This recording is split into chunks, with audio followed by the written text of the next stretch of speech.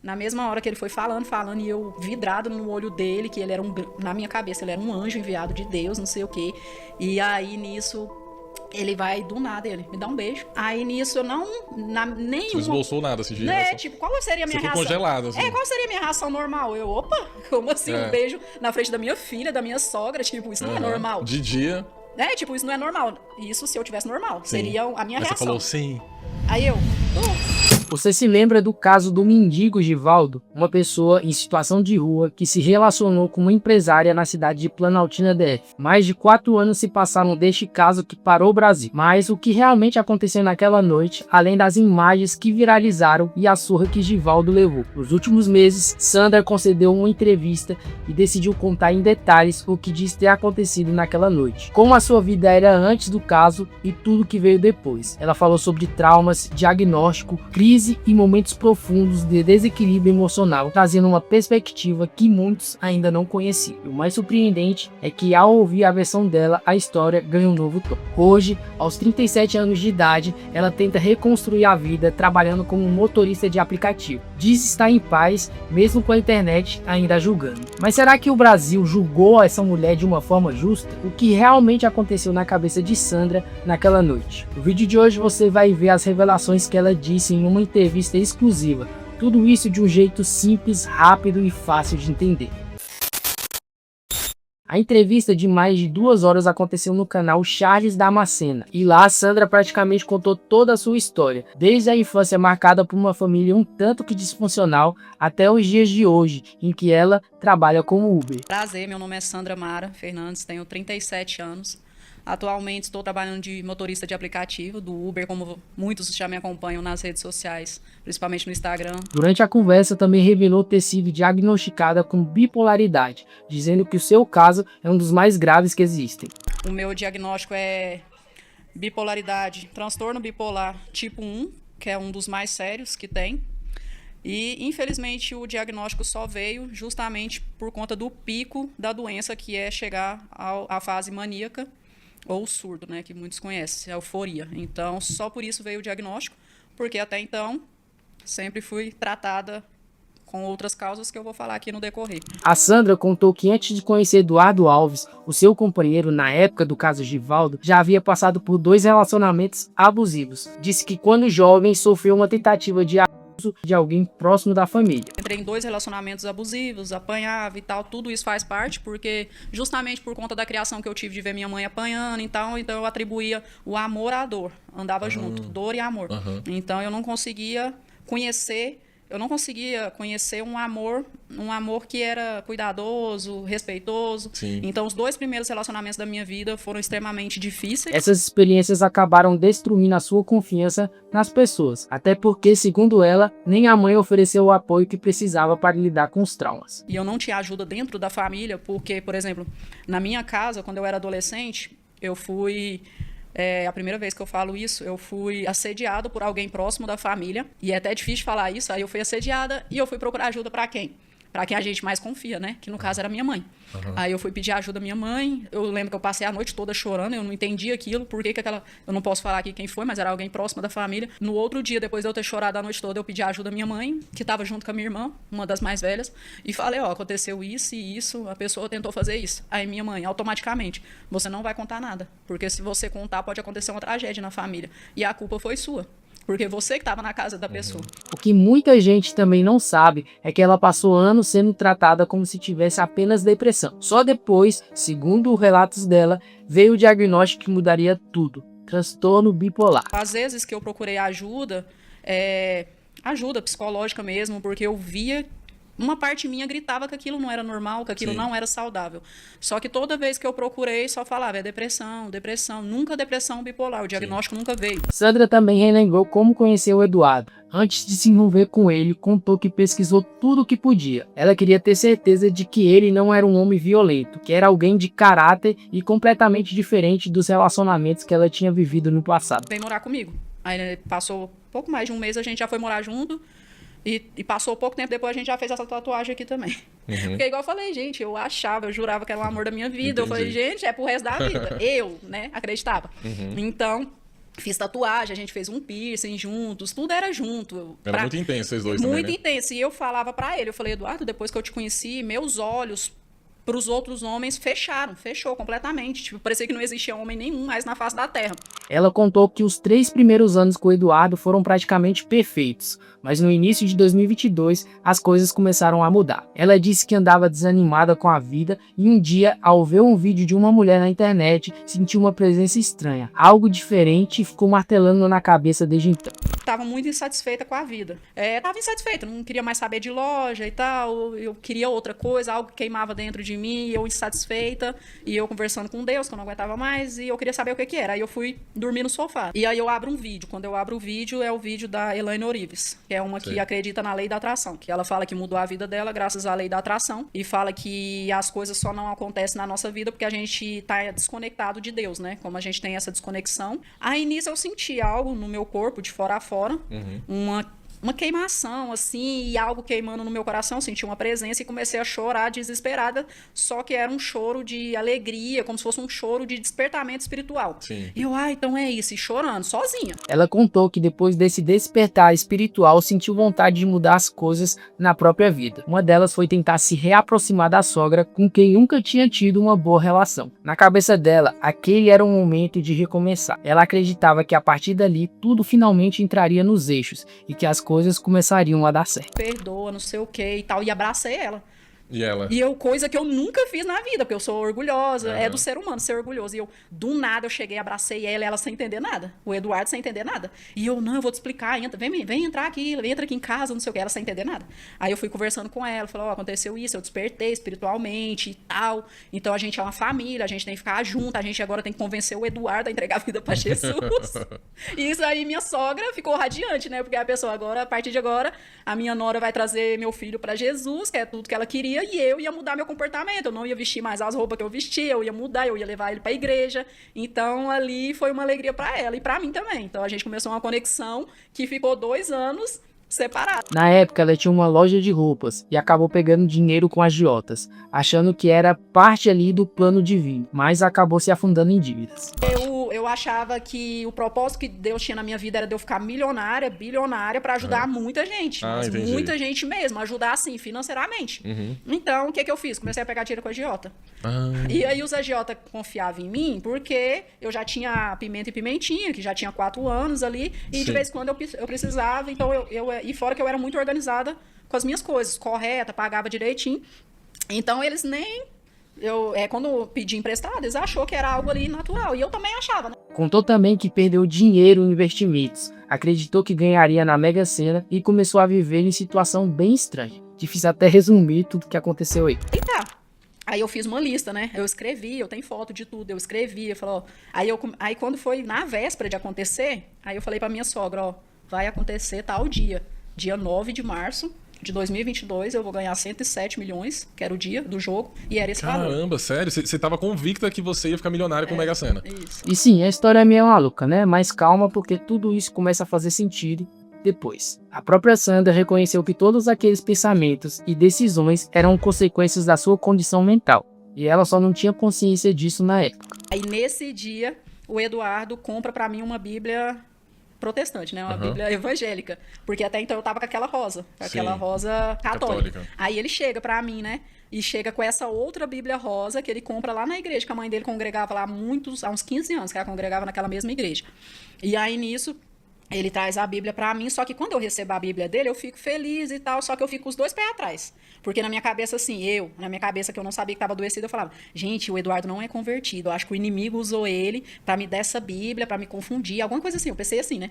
Mas disfarcei, né? Ela e a sogra estavam bem firmes na fé de quem iria ganhar na Mega Sena. No dia do sorteio, gastaram o que restava no dinheiro emprestado, compraram roupas novas e se arrumaram todas. E ficaram lá, esperando o resultado, acreditando que a sorte finalmente tinha chegado. E é aí que Givaldo entra na história. Enquanto esperava no carro ler a Bíblia, a sogra havia saído para buscar a filha de Sandra na escola. E Sandra foi surpreendida pelo mendigo que apareceu na janela pedindo ajuda. Mas ao invés de dinheiro, ele pediu justamente a Bíblia. Sandra diz que a insistência dele, somada ao fato de Eduardo ter presenteado ela com aquela Bíblia poucos dias antes, fez com que ela enxergasse tudo aquilo como um sinal. Naquele momento, ela passou a acreditar que Givaldo era muito mais do que um homem em situação de rua. Na percepção dela, ele parecia ter sido colocado ali com um propósito, quase que como uma figura divina. Era aberto. Você lê na Bíblia? Lê Tá. na Bíblia. Aí o morador de rua apareceu. Nunca vi na vida, nunca, não E conhecia. chegou falando o quê, Sandra? Aí quando ele chegou, aí ele me abordou pelo lado do passageiro, né? Apareceu na janela, falou, oi, tudo bem? Eu, tudo bem. Aí ele, você pode me dar uma ajuda? Eu, claro. Aí nisso tinha R$7. R$7 no carro, uma nota de 5, uma de 2. Aí nisso ele olhou, ele chegou, olhou pro carro, olhou pra mim, eu lendo a Bíblia, eu bem assim. Aí ele, não, eu não quero dinheiro, eu quero essa Bíblia. Não posso te dar essa Bíblia porque foi meu marido que me deu. Aí eu disse, eu deixei bem claro, ó, foi meu, eu com a aliança no dedo. Você tranquila, você tava tranquila ali naquela Aí cena. eu falei assim, não posso te dar essa Bíblia porque foi meu marido que me deu. E ele, você tem que me dar essa Bíblia. Quando ele falou isso, aí minha mente já deu um 360, aí eu já comecei a enxergar ele como um ser divino. Sandra entregou a Bíblia a Givaldo e em seguida saiu do carro para conversar com ele. Na cabeça dela, aquele momento era algo sobrenatural. Estava diante de um ser celestial. Pouco depois, a sogra e a filha chegaram, mas Sandra continuou a conversar com o homem, que segundo ela, meio que contornava o papo o tempo todo. O Givaldo chegou até pedir que ela fizesse uma oração por ele e também pediu o endereço da igreja em que ela costumava ir. Aí ele, você é evangélica? Eu falei, sou, eu congrego na igreja tal, e falei. Aí ele, me dá o endereço, será que eles me recebem lá? Falei, com certeza. Ele, mesmo de jeito, vestido assim, eles vão me receber? Eu falei, com certeza e tal. E ele, não, porque eu quero entregar minha vida pra Jesus, não sei o quê. Ele falou, ora por mim. Eu falei, eu não posso orar por você. E ele, Aí ele, por quê? Eu falei, porque eu nem sou batizada ainda, eu não entendo nada disso e tal. Eu sou recém-convertida. E ele, não, mas sua sogra sabe. Aí eu vou ficar de joelho aqui, você vai falar, sua sogra vai falando, você vai repetindo. Tudo ele que comandava ali, tudo que estava acontecendo. Depois da oração, Givaldo se levantou enquanto a sogra e a filha entravam no carro. E aí Sandra continuou a conversar com ele. Durante a conversa, ela contou toda a sua história. Falou da conversão, da fé de ganhar na Mega Sena, de tudo. E Givaldo, segundo ela, só ouvia e reforçava que ela era enviada de Deus. E que ele tinha um grande propósito na vida dela. Até que no meio da conversa, ele pediu um beijo e ela atendeu. Tudo isso bem ali na frente da sogra e da filha. Vale relembrar que Sandra acreditava estar diante de um anjo e mentalmente já não estava nada bem. E o Givaldo, é claro, ele notou isso e se aproveitou da situação. Deus tem um grande propósito na sua vida mesmo, não sei o quê, você é especial, você é isso, e começou a manipulação ali. Aí nisso, na mesma hora que ele foi falando, e eu vidrado no olho dele, que ele era na minha cabeça, ele era um anjo enviado de Deus, não sei o quê. E aí nisso, ele vai do nada, ele me dá um beijo. Aí nisso eu nenhuma... Você esboçou nada assim de né? reação? Tipo, qual seria a minha Você reação? ficou congelada, assim. Qual seria a minha reação normal? Eu, opa, como assim um beijo na frente da minha filha, da minha sogra? Tipo, isso não é normal. De dia. Tipo, isso não é normal. Isso se eu tivesse normal. Sim. Seria a minha Mas reação. você falou sim. Aí eu, tipo, pra mim foi muito natural. Tipo, a lógica, né? Todo o raciocínio lógico tava completamente desligado na minha mente. Aí eu, tá. Aí nessa hora eu vi ele como o Eduardo. Logo depois, o Givaldo se afastou um pouco. E olha só que agora começa a ficar bizarro. Ele se afastou um pouco e começou ali a pegar no seu jubileu, né? E começou a falar umas coisas obscenas, mole, tudo isso na frente da sogra e da filha. Aí nisso ele se afasta. No que ele se afasta, ele pega no pênis. Fala coisas sexuais. Tipo, quero foder você, não sei o quê. Isso na frente da minha filha. Sua filha vendo tudo e ouvindo. E ouvindo. Caramba. Então essa é uma parte, assim, que me machuca muito, porque só eu sei. Tá, mas nesse momento você ainda achava que era o Eduardo. Aí nisso, quando ele faz isso, pra mim tudo natural, ó, pra você ver. Então, assim, o pessoal idolatrou um cara que não ligou nem pra uma criança. Ele é totalmente doente, aquele cara. Então, e minha sogra não fez nada. Com um tom de tristeza, a Sandra contou que a ex-sogra não fez absolutamente nada, mesmo vendo toda aquela cena. Então, segundo ela, o mendigo disse que ela deveria deixar a sogra e a filha em algum lugar e depois encontrá-lo na rodoviária. Caso contrário, o propósito de Deus não se cumpriria em sua vida. Olha só que sem vergonha, hein? Aí nisso ele fala assim, deixa sua sogra e sua filha em algum lugar e vem encontrar comigo na rodoviária, porque senão o seu propósito não vai se cumprir. Porque eu tinha falado pra ele sobre o propósito de Deus na minha vida. Que era ficar milionário. Ele usou isso. Ele também percebeu que você estava bem fragilizada. As pessoas que estavam normais ao meu redor ali, não tinha como não perceber. Sandra então fez o que ele exatamente pediu.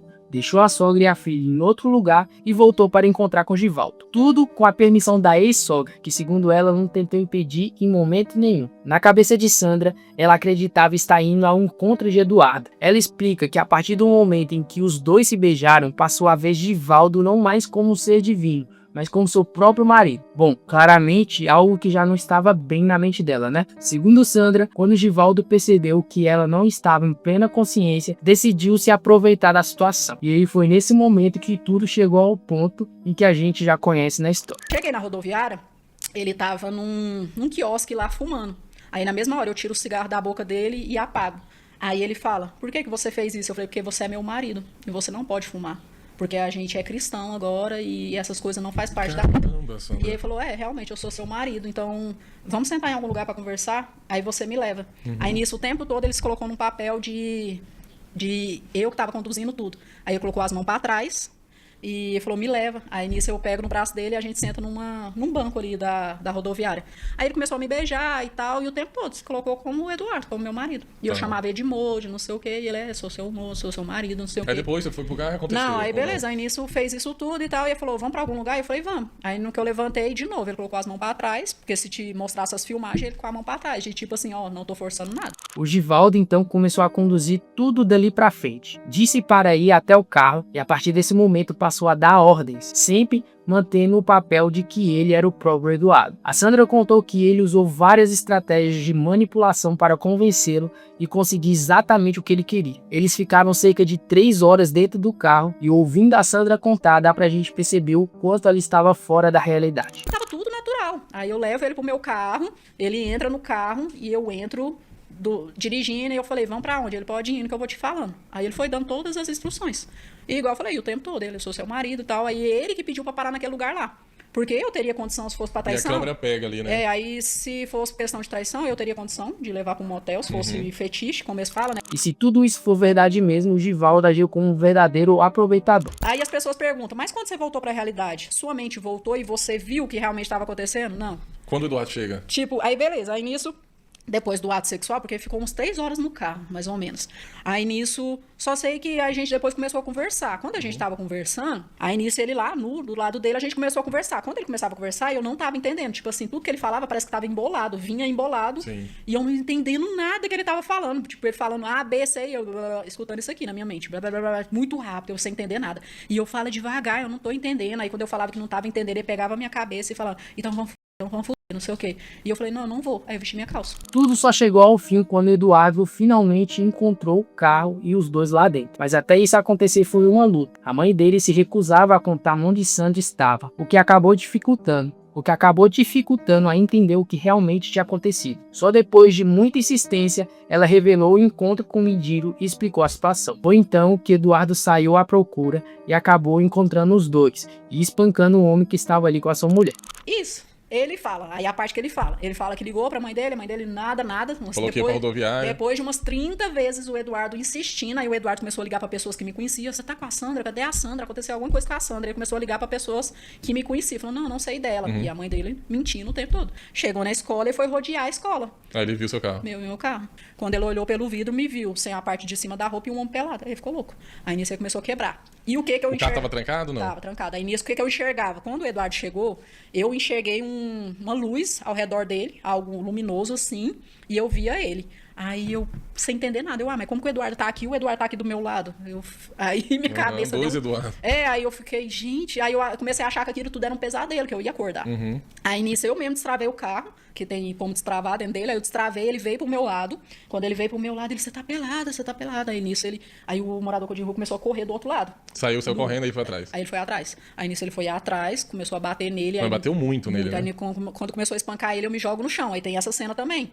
Tipo, você vê que tudo é coerente com o que aconteceu? Tipo, tem a cena de eu me jogando no chão. Mas jogando falando que, por favor, não? Implorando, falando que ele ia matar Deus. Aí eu abaixo minha cabeça, assim, eu deito literalmente no chão, não mata, você vai matar Deus, não sei o quê. E implorando, aí nisso o Eduardo me pegava, me jogava no carro. Sandra também relembra do momento em que a polícia chegou até a cena dos pastores da igreja aparecendo para tentar ajudar. Depois Depois, foi levada ao hospital, onde precisou tomar medicamentos por causa do risco de doença sexualmente transmitida. Para ela, tudo aquilo parecia um pesadelo, e mesmo assim, ela ainda não tinha entendido direito o que havia acontecido. Tanto que, segundo o que ela contou, ela chegou a passar pelo Givaldo no hospital e sentiu vontade de pedir perdão a ele, acreditando que o Eduardo, até então seu marido, queria matar Deus.